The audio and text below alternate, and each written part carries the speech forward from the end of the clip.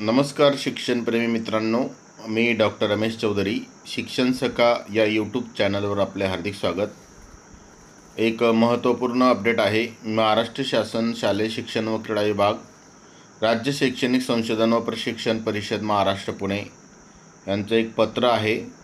सदर पत्र विविध विभागांसाठी आहे, जसं की आयुक्त समाज कल्याण, संचालक इतर मागास बहुजन कल्याण, संचालक उच्च शिक्षण, विभागीय उपसंचालक प्रादेशिक विद्या प्राधिकरण, प्राचार्य, जिल्हा शिक्षण व प्रशिक्षण संस्था, शिक्षणाधिकारी, प्राथमिक माध्यमिक प्रशासनाधिकारी या सर्वांसाठी हे पत्र आहे. आणि या पत्राचा विषय आहे की वरिष्ठ व निवड श्रेणी प्रशिक्षण 2026 करिता ऑनलाईन नोंदणी करण्याकरता मुदतवाढ देण्याबाबत.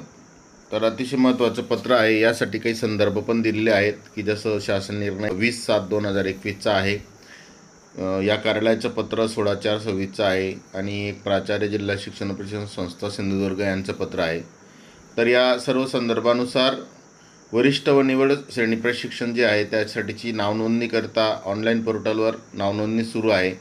ती दिनांक 20/4/2026 रोजी सकाळी 11 वाजेपासून ते 29/4/2026 रोजी सायंकाळी 6 वाजेपर्यंत सुरू राहणार होती.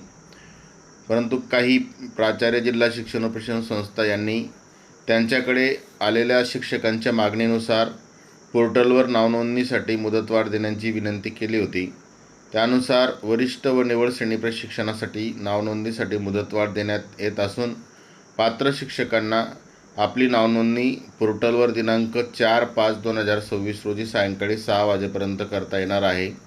एक महत्त्वाची अपडेट आहे की अजूनही काही शिक्षकांची नावनोंदणी झाली नसेल, कारण की आज 30 तारीख आहे. 29 तारखेला पहिल्या नावनोंदणीची मुदत संपली होती, पण आता मुदतवाढ 4 मे 2026पर्यंत आहे.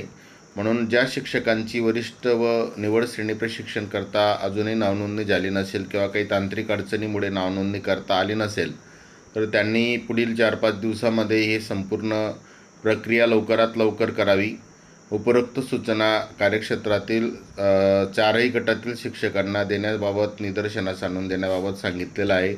4 गटमध्ये साधारणतः प्राथमिक, माध्यमिक, उच्च माध्यमिक आणि अध्यापक विद्यालयाचे गट आहेत. त्यामुळे सर्व शिक्षकांना आणि क्षेत्रीय अधिकाऱ्यांनी या संदर्भात आपल्या अधीनस्थ जे काही अधिक शिक्षक असतील त्या शिक्षकांना सूचित करणं आवश्यक आहे आणि लवकरच नावनोंदणी करून घेणं आवश्यक आहे.